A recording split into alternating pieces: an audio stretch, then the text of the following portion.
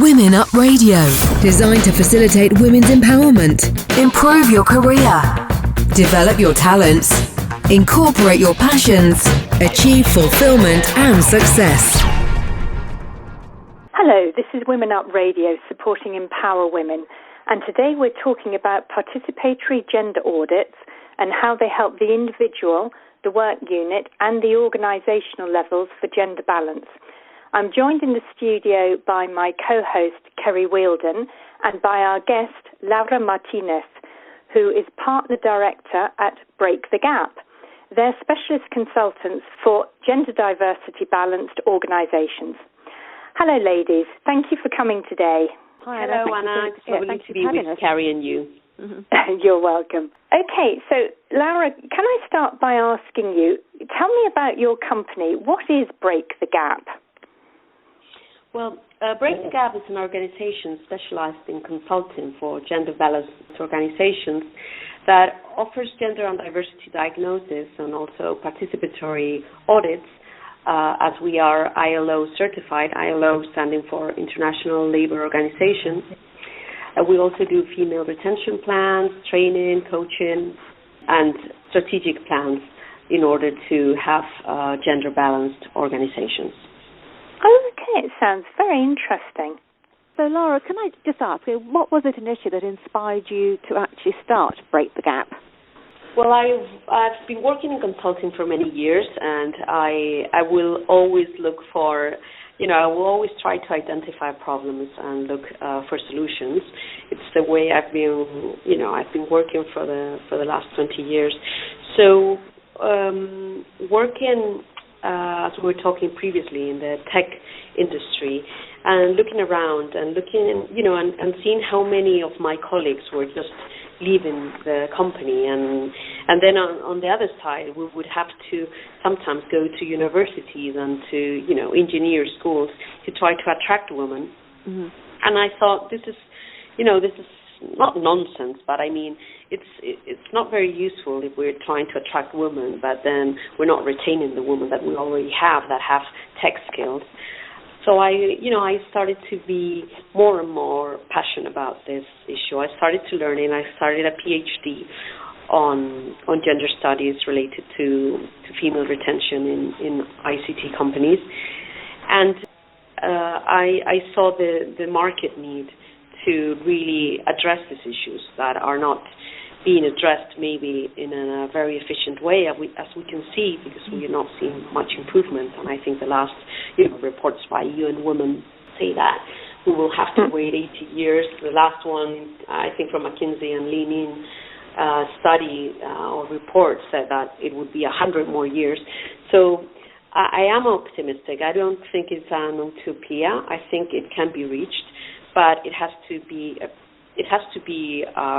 approached from a structural point of view, and seeing the need for it, and really made me passionate enough to say, okay, I want to start with BreakTheGap and be able to help organizations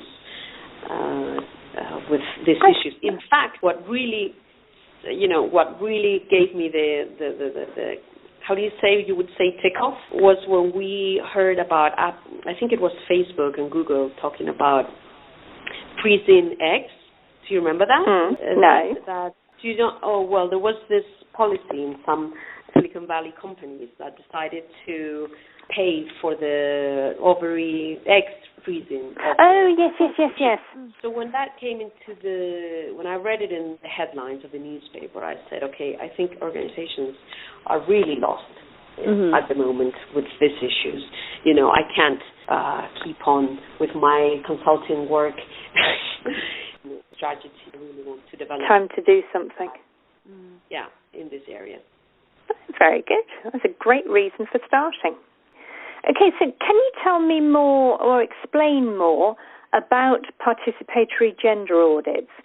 What are they, and how do they help corporations improve their gender diversity? Well, participatory gender audits are a tool that actually was developed by the ILO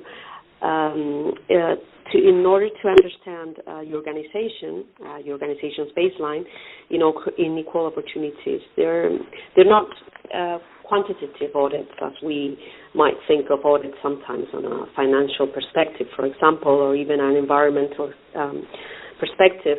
These are qualitative audits. And all the information and all the conclusions, and this, the baseline that might be gathered is during the diagnostic, it comes directly from the organization itself, by its people, its work units, and as you were saying, as the organization. Okay. And is this something that started recently in companies? I mean, is it over the last 5 or 10 years? Well, this methodology and the certification started in 2012, and it's been going on since then. Initially promoted within the UN agencies, where ILO is, and in the last years it has been promoted also in the private sectors. Okay.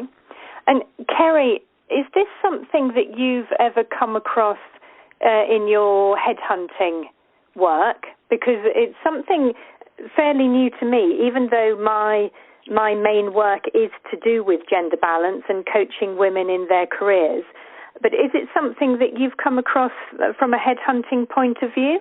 Not recently, not in the UK, but I worked as a headhunter in Canada in the 80s, so sort of, quite a long time ago. And there was an initiative there. They were very concerned about diversity in general, including gender balance, but also that gender balance was top to bottom in the organisation. So what the Canadian government did at that time was they decided that anybody bidding for public sector contracts had to demonstrate that there were equal opportunities across the organisation, not just based on gender, but also based on age and also race. Basically, your working population had to reflect the actual population of where you were located. So if you were, for instance, I was in Ottawa, which was right on the Ontario-Quebec border. So if the local population was, 47% English, 47% French, and 6% Inuit, that's how that had to be reflected in your organisation. And really? Yeah, and then it also looked at male female split and all sorts of other variations. And so when in fact my company was one of the first ones to be audited. Yeah, because we thought we would do really well because we had a lot of women. In fact, we failed because we had 2 women in senior management, and which was kind of a bit of a shock to us because we thought that we actually ticked all the boxes. But I guess it was very much a merit-based organisation, and potentially some of the roles the men just didn't want in those particular sectors. We had a nursing division, a secretarial help division, and just by default, the heads of those happened to be women. Obviously, the head of the construction division was man in terms of recruitment. So I did come across that, and in fact, the person that worked with me internally as our representative on that audit, she ended up working for the provincial government because they were trying to roll this out across a whole range of different organisations as a result of that. So I'm kind of almost surprised it's taken so long to become mainstream now. But Canada's very advanced because, in fact, Canada sponsors the Empower Women initiative, which we're doing this radio program for. So I think Canada must be way in advance from a long, long time ago, which is nice to know. But anyway, okay, Laura, sorry, I went off on a diversion there. Yes, I would like to clarify because maybe I wasn't clear enough that even though it sounds, because of its name, like Participatory Gender Audit, it might sound like maybe we were, Carrie was talking about this, tick check the different boxes. Actually, this audit will never end in you're doing this, you're right or you're wrong, or it's just setting a baseline for each organization. Yes. And this is where we are now, and this is how we're going to improve. but there is no right or wrongs. It's just taking the pulse of how your organization is doing in gender and diversity, because as we were talking, maybe the names also might be confusing, because it doesn't only address gender, but it would be equal opportunities, let's say, aspect, because we also look into age and race and all different aspects of diversity, as we were talking in our society, that should be reflected in our organizations. Yeah. So with these audits, what effect do they have on the individual, particularly in relation to promotion and improved opportunities? Well, since it's a holistic approach, it allows for improvement in different areas of the organization, and it might be promotion, it might be human resources procedures, but it will depend, as we were saying, on each one of the organizations that is analyzed, and the impact will be seen in wherever the gaps are identified previously. It might be promotions, that might be one of the issues, or it might be recruitment, or it might be training, or you might even have budget issues. And can you give any sort of real-life examples of the results sort of gained from putting this sort of methodology in place? Well, for example, recently in autumn we were in a project with a UN agency, and one of, for example, the successes, or at least where we immediately saw an impact, was in contracts with third parties. Many large organizations, not only within the UN, but also in the private sector, in almost any industry, when we're talking about multinationals, they will have a lot of services that are contracted. They will have providers, and having in place those contracts and reviewing what they're asking for the providers, because of course if you are coherent in your own policies and in your own mission towards having equal opportunities amongst your organization, that means within all employees, not just with the ones that you're hiring also through third parties. So making some changes in those contracts made immediate impact in the levels of different people and the diversity of the people working. Okay. And so if we think of this as a project to be deployed within a corporation, how long would you expect it to take for the employees to start to feel the benefits? Well, the truth is that from the very beginning, they feel they're part of the process, because since it's a participatory, and this is very important, audit, the truth is that employees are asked through workshops, through surveys, through different interviews, their input, because as I said previously, at BreakTheGap, we're not going to say anything that hasn't been said previously by people in the organization. So at the end, what we're doing is really gathering information from their own employees and their experiences, their perceptions, which are very important, not only the objective data, but also what they feel the improvement is within the company.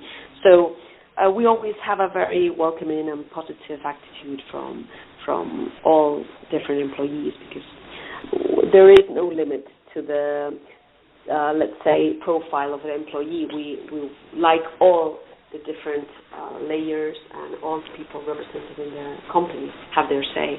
So they really usually participate very happily and are usually very, let's say, grateful to the work that is being done with them. It sounds excellent. It sounds very, very interesting. And is it possible, can you sort of give us a brief sort of overview of the actual methodology that you used?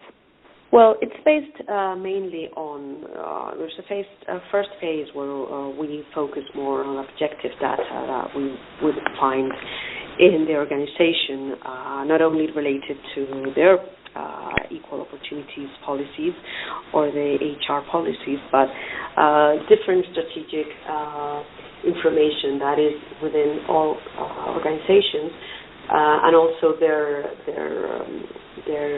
numbers towards employees, and a little bit like we were talking previously, looking into the different categories and their composition. And that would be like an objective data where there's not that much, say, interaction with the organization, but there is a second phase that would be more subjective data that is based, as we were talking, on the employees' perceptions and from the senior management and also from even their providers. So that would be based on the workshops and also the interviews and surveys. So basically it would be based on objective, subjective data, and then setting up a series of conclusions and action plans. Okay. And so what value-added effects are there that can be seen both for the corporation and for the workforce?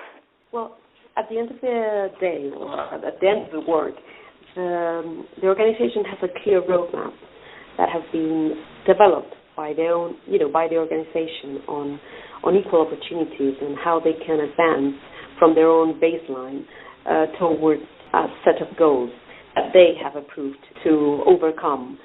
So this is really useful for them as a guideline in order to define their actions and improve in this area. And we were talking earlier that in the audit I took part in many years ago, we had a problem because we had too many women in the organisation. I mean, are there certain types of organisations or industries where it would be very difficult to actually integrate? And I'm talking things like sort of the energy or mining industries where perhaps they're traditionally sort of more male-dominated. Well, this methodology is adapted to any type of industry. In fact, we have worked with financial services, with law firms, resources, also, as we were talking previously, with UN agencies. So it's easily adapted to different areas.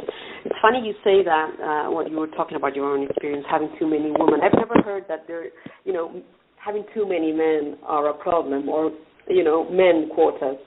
But no, that wouldn't be a barrier, so to speak. You are listening to Anna Letitia Cook and Kerry Wheeldon at Women Up Radio. So we can see how it applies within the workplace. What about in sort of its use in further education? Could it be introduced there, and to what effect? Well, it could be introduced in, for example, in schools and in universities as organizations itself. In fact, we have done some work with universities in the Basque Country. But you refer to education itself in the way of how contents are elaborated for children or for students. I think mainstreaming, gender mainstreaming should be always incorporated into all fields in education. Yeah, it would be very positive, but as we were saying, this methodology is more specific for organizations, any type of organizations. We said universities would be fine, but when we talk about education itself, that would require, let's say, a gender mainstreaming approach. I know you're a strong promoter of STEM and STEM careers for female students in universities and business schools. Do you feel this sector is now opening up more for women, or are there still a problem? And what advice would you give them? Well, I've been working for almost 20 years in the tech sector, doing strategy consulting for different industries